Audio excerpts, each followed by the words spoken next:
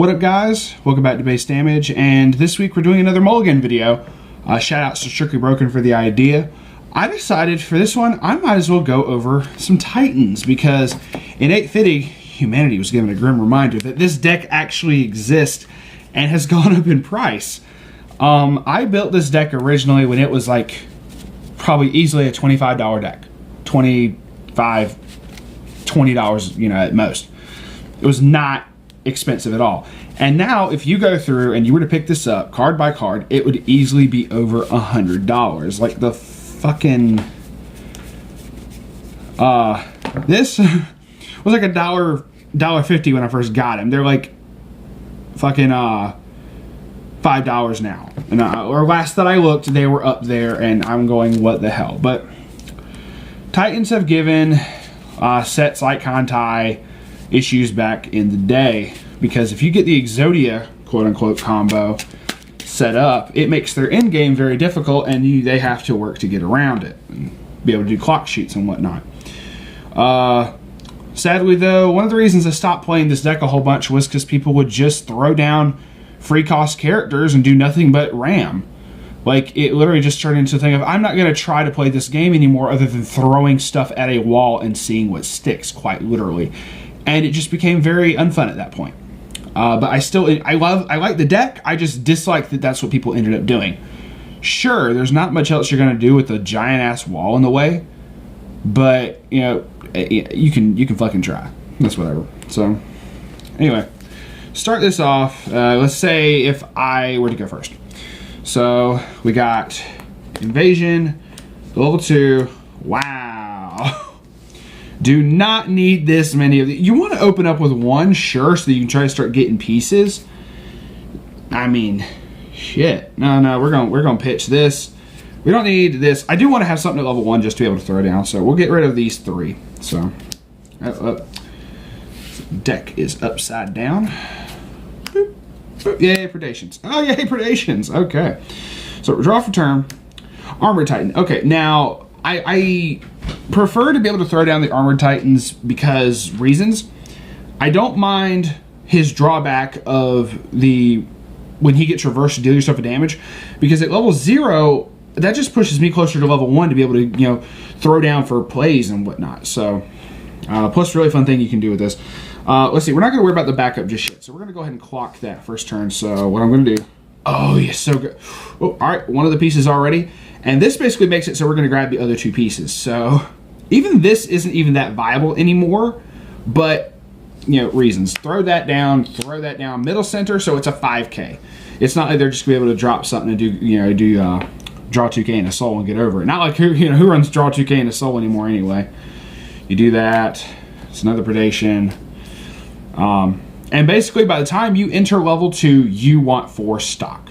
Regardless of whatever the hell else, you do, enter in level 2, end your level 1 turn that you're probably going to take enough damage to go to level 2 with 4 stock. So then, 2 damage, cancel. Nice. Oh, good, 850s there. So if we trigger an 850, we're going to get an 850 back. So draw for turn. Another Armored Titan. I don't think Armored Titan right now is, like, a second one is not going to do me any good. So we already have 2 of the pieces, so this is going to be doing more setup than anything. This is clock fodder right now.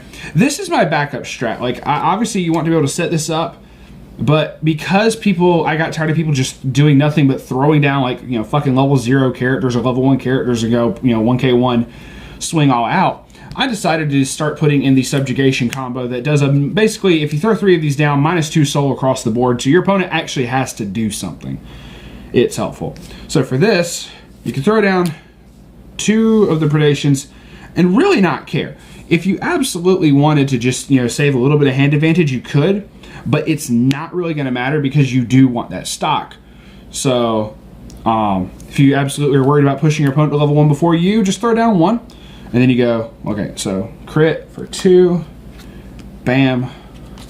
And then that way also, if you do happen to trigger any climaxes, you can tap this, search your deck for a Titan, and just not really care. So this is actually a really good setup. Between these 2, you're gonna get the last piece and already starting to get some of the backup strat in your hand as well. Because of how many pieces you got. For level 1, you can easily play this you know, get whatever piece you need, but then also still be able to grab like another Invasion Titan to try to run over some stuff that may still be potentially big. So it's very nice.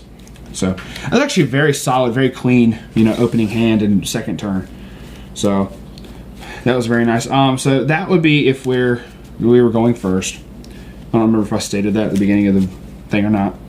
We'll do quickly, just one or two more opening hands real quick. I'll go second for the next one. So for the last one, I'll go first again and just power shuffle. So for this opening hand, ooh, nice. Don't need the subjugation as much. Subjugations are not needed immediately. Those can almost always be pitched early on. If you want to hold the anti-titans in hand, you can. If not, it's whatever. So opening hand for this, I would easily pitch these two because I already have one. You don't really need more than one. And hold on to a Predation Titan just in case shit goes wrong. But, you know, let's go ahead and dig for some pieces. So 1, 2, 3, 1 piece. Awesome. That's actually not that bad. If you feel that, you know, you are able to draw into some more stuff, if you feel, you know, depends on, you know, obviously also kind of depends if damage sticks right here or not. So my opponent goes poke 1, poke 2. Sadly, oh, that would have been very nice, but either way. So draw. So we have another subjugation. Go ahead and clock that. And then we have a fairly nice little bit of stuff we can do. We don't really have much of a searcher, so you kind of just want to start putting out some damage and getting some stock up. This hand is not as optimal because we didn't see any of our search stuff like early on. So we're gonna go one more turn. So trigger. Okay, well that's a draw. So okay, get another predation. That's a crit. So sadly that has to get dug out in some way, shape, or form.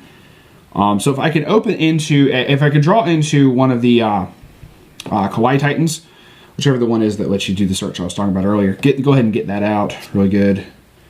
1, 2. See, my piece is already gone, so 1, 2, pop, pop. Yeah, that would have stuck if they did like 2 attacks with that.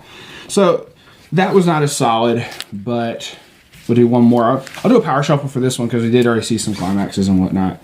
Another was 3 subjugations, no innate fitties anywhere.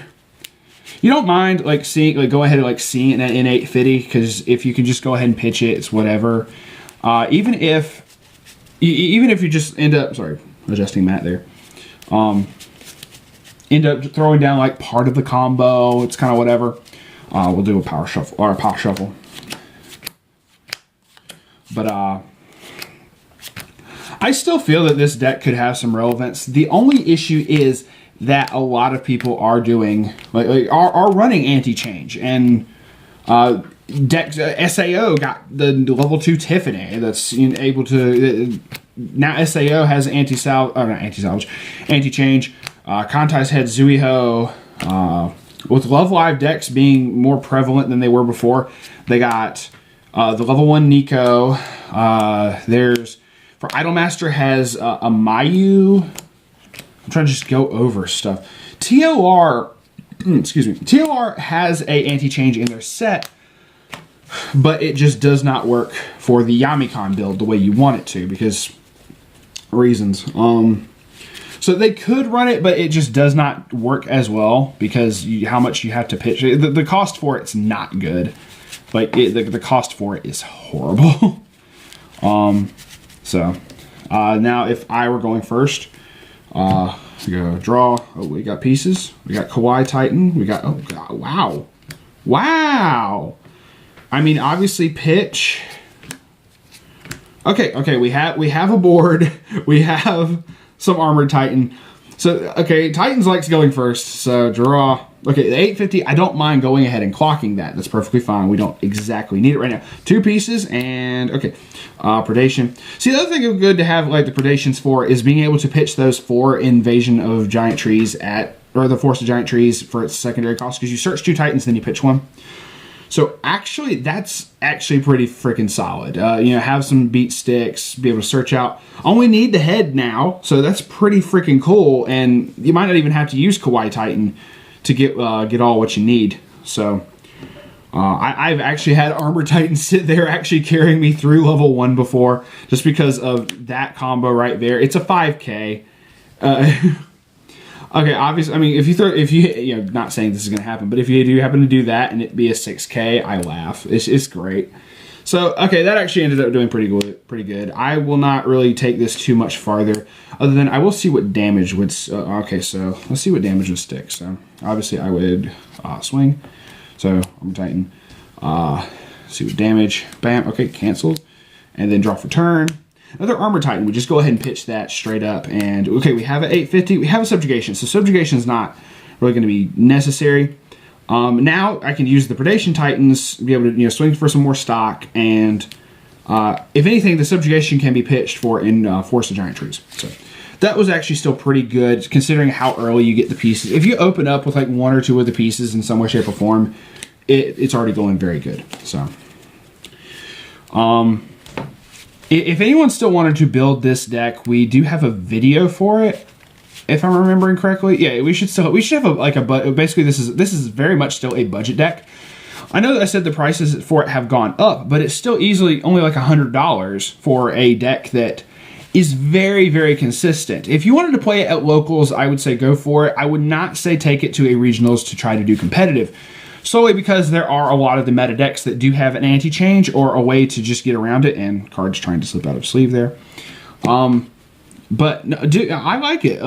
This is one of the first decks I ever made, because AoT was out when I started getting in. So, and AoT was the reason that I got my buddy Matt into it, and Weiss Schwarz. So he was like, "You make me a deck, I'll play it." And I'm like, "I'm building you Titans. I don't care." But that's pretty good. I realize its flaws. It's not the greatest in the world. Also, once people just start throwing, you know, chump ball, just little 0 chumps at it, and just going weenie rush, it obviously, you know, what skill requires throwing down 3 level 0s and a +2 soul? That's whatever. Thank y'all for watching. Hope y'all enjoyed. Hopefully we'll have some more Mulligan videos in the future, or, you know, something thereof. Obviously working on a couple other ideas for stuff, and we will see y'all on the flip side. Subscribe if you have not already. Peace out for now.